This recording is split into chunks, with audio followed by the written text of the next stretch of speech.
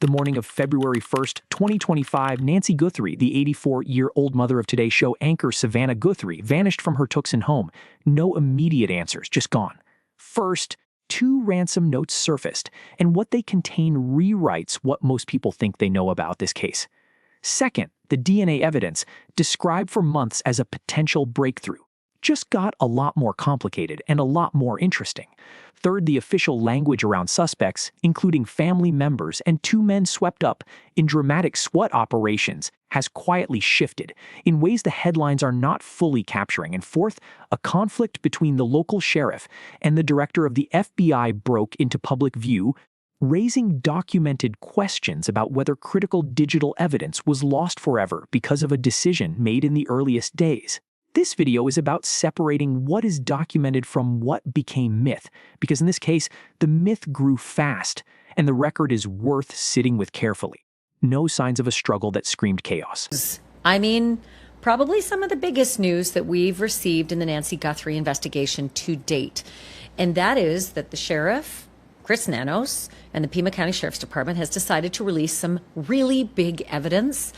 And when I say that, we've had lots of little pieces of this, but now we have the entire first ransom note and the entire second ransom note. I'm going to read them for you in just a second, but I also want to let you know that there's a lot of developments just in the last, 48 hours. First of all, a 17-year-old boy named Wyatt Sharp has a show called The Sharp Exchange on YouTube, and he interviewed Chris Nanos and made a bunch of news because the sheriff kind of went after the FBI director, Patel, and said, he was misinformed, and the things that he said publicly hurt the case. And that has just opened up a huge can of worms, and Patel has responded on Hannity. I'm going to play that for you in just a moment. Let's start with the ransom notes, because the Pima County Sheriff's Department recently released the full text of both, and the details inside them shift the picture significantly. The first note opens with the words, "Hello, Savannah." It states Nancy is safe but scared and sets a 7-day window. $4 million in Bitcoin, due by 5 p.m. on February 5th. If unpaid, the demand rises to $6 million, due by February 9th. If that deadline passes, the note states she will be killed. That language, a specific death threat tied to a specific deadline, was not widely reported before this release. Though, let me read it for you. You've heard bits of it, so some of it will sound familiar, like the beginning, "Hello, Savannah." I always get a bit creeped out when I see that because it sounds very Hannibal Lecter. "Hello, Clarice." But that's the way the first note started, and you've probably heard that before, but you won't have heard the rest of it. So, "Hello, Savannah. We have your mother, Nancy. She is safe but scared. She will be held for ransom, and once payment is received, she will be released unharmed. We will be holding her for a maximum of 7 days." I had not heard that there was a 7-day timeline on this, but wait until you hear what they say they're going to do.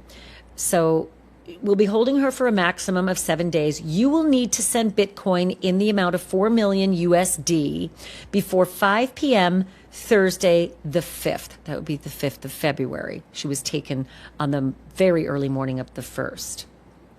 If payment is not received, the ransom will be increased to 6 million USD, which will need to be paid by 5 p.m. on Monday the 9th of February. And that would be a full week and 1 day since they had taken Nancy Guthrie.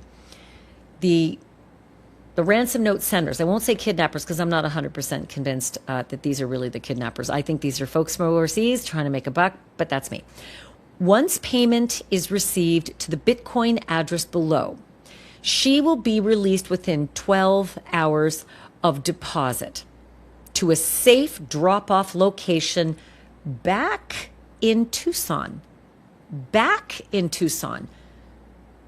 Are they actually a long way, like 12 hours from Tucson? Did they take her and travel to 12 hours from Tucson? So when you pay, we'll start our trip, and 12 hours later, we'll get her to a safe drop-off back in Tucson. I mean, if you're AIing this, AI is not going to throw in back in Tucson unless you suggest you're not near Tucson, that you left Tucson. There is a line in that first note that investigators and analysts have found worth examining closely. After receiving payment, the note says Nancy will be returned Quote, back in Tucson, not to Tucson, back. That single word suggests distance, a journey of at least 12 hours according to the note's own framing. Whether that reflects genuine geography or deliberate misdirection is something investigators have not publicly resolved. It is a documented detail, and it is worth sitting with.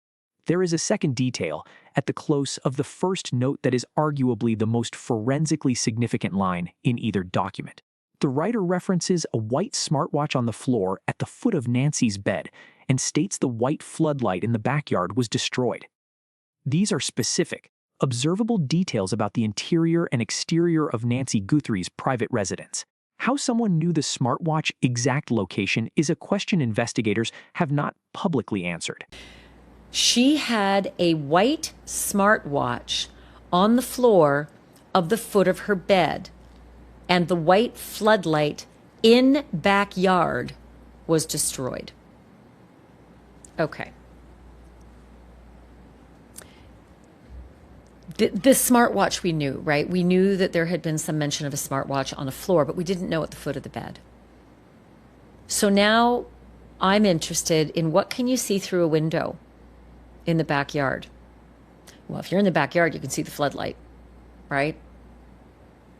But can you peer in and see that she charges her smartwatch maybe at the foot of her bed? Maybe you can. Savannah Guthrie has stated publicly that she and law enforcement tend to believe the first two notes are genuine. But here is where the documented record complicates the popular reading. Knowing a floodlight was destroyed in the backyard does not require inside access. Drone footage of the property circulated in media coverage in those early days, and the timing of when that footage became publicly available is, in the words of investigators themselves, still a little up in the air. Maybe the person who did this has been in her backyard, in a situation comfortable enough to peer in the windows. Sometimes landscapers can get right up close as they're trimming hedges and doing whatever and be right next to the windows.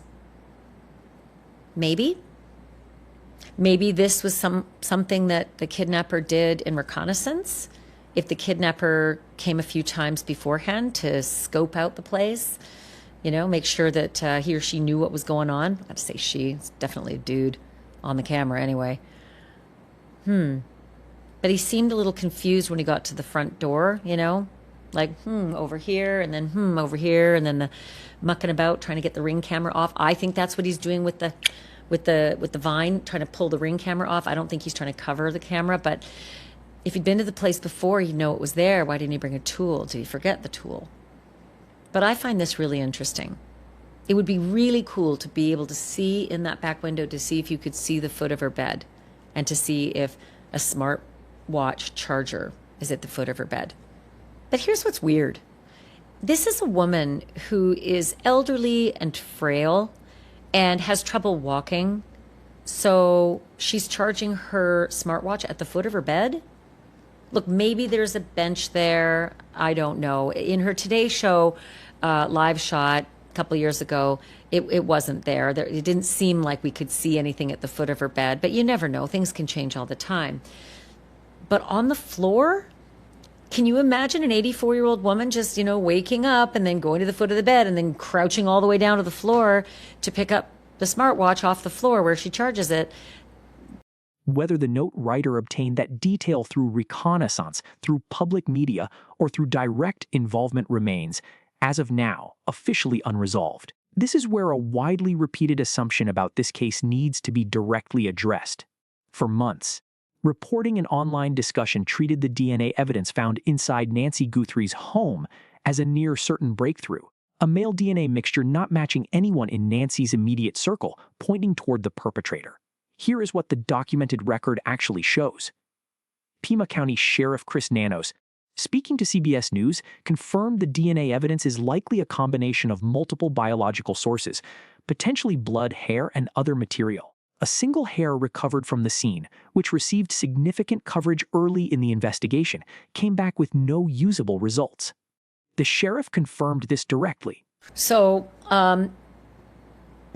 obviously, big headlines. It's in the Wyatt's interview went everywhere. New York Post, Daily News, Daily Mail, every, TV network and Fox News Channel, obviously with Patel responding. So is that why the Pima County Sheriff's Department decided the day after to release these ransom notes? So that maybe the attention would be on the ransom notes and not so much on Chris Nanos taking the boots to the FBI director and the FBI director responding, right? Saying, no, not our fault. We did everything. We gave them everything. Okay, that's one aspect to all of this. Second aspect. Separately, Nanos told ABC News that as many as 5 or 6 laboratories across the country are currently working on the DNA evidence using genetic genealogy techniques. And the mixture may contain genetic material from as many as 4 individuals. Listen. Do we know what that DNA is? Is it blood? Is it fluid? Is it hair? Is it a fingerprint? Can you give us that guidance just for our own reporting accurately? What I can tell you is that it's probably a combination of all of that. But what I would tell you is that I think there was some mention from the FBI about a hair that was found in having it DNA. So we gather all this DNA from all types of sources, and it's given to who? Oh, Sheriff's Department, you handle the DNA, forensics for cameras and that, FBI, you handle it. That was just a sharing of responsibilities for resources. So this DNA is likely blood and possibly hair. Well, the hair sample, so if you know anything about DNA, which I don't, others have had to tell me, hair is very rare to find DNA in, extremely rare. But we did have hair, so the FBI said, hey, we got somebody out here that has a new technology, hey, give it to them, because it wasn't on our priority. When we prioritize DNA, we go, what's the best DNA we have in front of us? The hair would be one of the lowest ones. Blood or semen or whatever you've got, that would be probably higher because of its probability of identification. But we said, absolutely, you can help us take that. Is the hair still viable today? Is that still being... It came back with no results. No results? Yeah. Even when a case goes cold, we don't give up on it. God forbid this ever take 50 years. But it could. That statement from Pima County Sheriff Chris Nanos, who said potentially critical evidence recovered from Nancy Guthrie's Tucson home, hair, came back inconclusive. It came back with no result. That last detail is significant, and it is largely absent from mainstream coverage. This is not a clean single suspect DNA hit waiting to be confirmed. It is a complex mixture that has taken months to begin untangling. Here is a question the documented record genuinely does not resolve, and one worth putting to viewers directly. The note's specific reference to the smartwatch's location, at the foot of the bed, on the floor, is either evidence of prior surveillance of the property or evidence of direct insider knowledge of Nancy's habits and home. Investigators have not publicly indicated which direction the evidence points. If you have followed this case closely, what is your read on that detail, and what do you think it tells us about who wrote that note? Drop your interpretation below, because this is a genuine interpretive gap in the record, not manufactured drama. Now to the institutional conflict that briefly broke into public view and what it actually documents. FBI Director Patel stated publicly that the FBI offered its resources, including Quantico laboratory analysis, from day one of the investigation. He noted that DNA sent instead to a private laboratory took 6 weeks to process. He also confirmed that critical Ring doorbell footage was recovered through a partnership with Google, but noted that because the doorbell lacked an active subscription, cache data was set to auto delete, and earlier access could have yielded more from that footage. Sheriff Nanos, in an interview with 17-year-old YouTuber Wyatt Sharp, stated that Patel's public comments were misinformed and potentially damaging to the investigation. Patel responded on Fox News, maintaining the FBI's account. I think the hair analysis was done and there was nothing. That leaves a mixed sample of DNA as the only potential piece of biological evidence left. The sheriff said they're working to untangle a mix of DNA from as many as 4 people. My understanding is there's at least 5, maybe 6 labs across the country that are working on all of this. And they are using genetic genealogy. And tonight, 6 months after Guthrie was taken from her home, the sheriff is unable to say whether that masked man was working alone. I don't think anybody's here ready to say it's 1 guy, it's 10 guys. Did he have help? Could have. Both of these accounts are documented and on the record. What is also documented is this: the private laboratory the Pima County Sheriff's Department selected, DNA International in Florida, has a legitimate record in forensic casework, including cold case resolution. The decision was not simply an error, but the FBI's account that earlier access may have preserved more digital evidence is also not disputed on its factual merits. Take a look. That and much more is FBI Director Kash Patel. Director, please correct me if I'm wrong.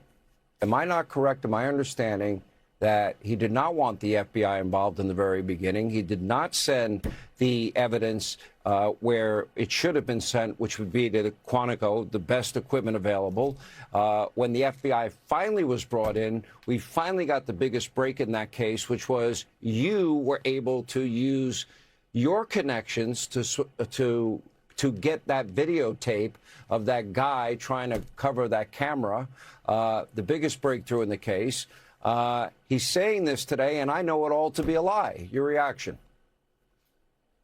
Look, Sean, the FBI, the world's premier law enforcement agency, is here to help in every missing persons case. And just like most missing persons cases, they're state-led cases because the state has a jurisdiction. And in this case, like others, we offered our help from day one. And we'd gotten to some of that information and evidence earlier. You just outlaid what we did and what we can do.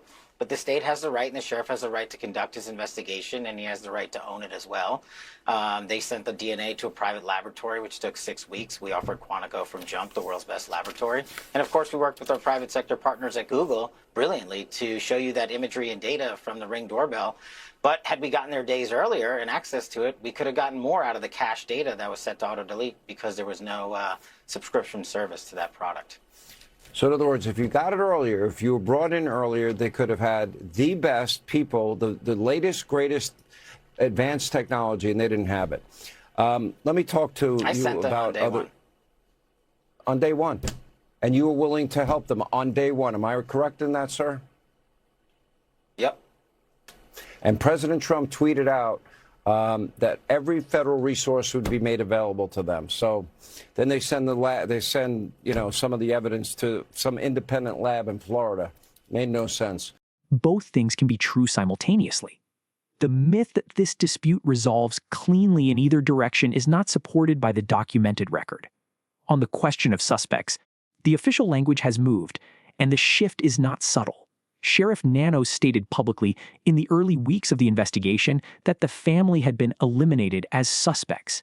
That included Savannah Guthrie's brother-in-law, Tommaso Berto, and his wife Annie Guthrie, whose car was retained by investigators for more than 50 days. 2 other individuals were targeted in large-scale warrant operations in February, involving multiple law enforcement vehicles, helicopters, and tactical units. Have they been completely ruled out at this point? Nobody's completely ruled out. What it is, we took information, developed it for a warrant from a judge, a magistrate, and we served that warrant. All the information we gathered is gathered, and because we didn't make an arrest or we released some people doesn't mean they're cleared.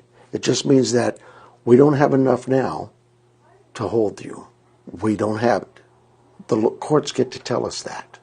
And we release them, release their property back. But the evidence we've obtained, who knows, maybe a day from now, a month from now, a year from now, somebody might call in and say, oh, you missed this. And guess what? We'll go back. So, yeah.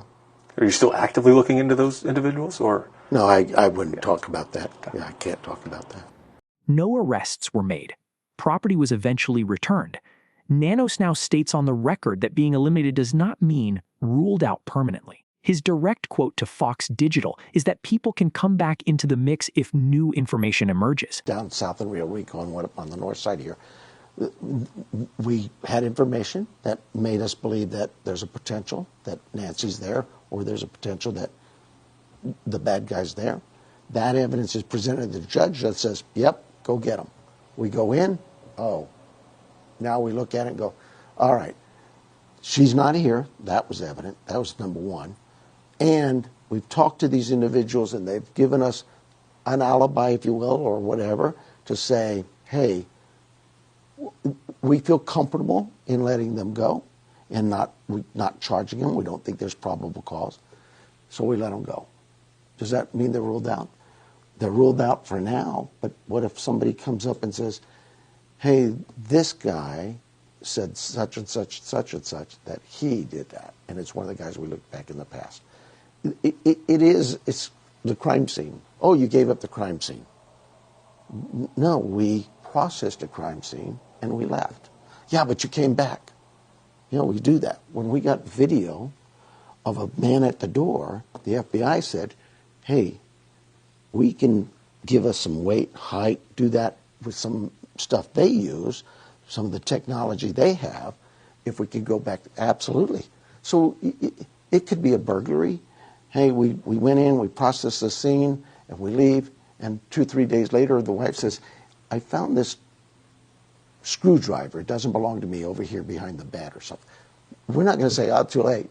We go back and pick it up. So, yeah, the fact that, oh, we closed it, reopened. That is a documented change in the official characterization. It does not mean these individuals are suspects. It means the sheriff's public framing of the investigation's conclusions has changed, and that change is part of the documented record of this case. Are they eliminated? Yes. Does that mean they can come back at some time and still be in the mix? Yes. I don't know that that's what eliminated means, but here is what Sheriff Nanos told Fox Digital.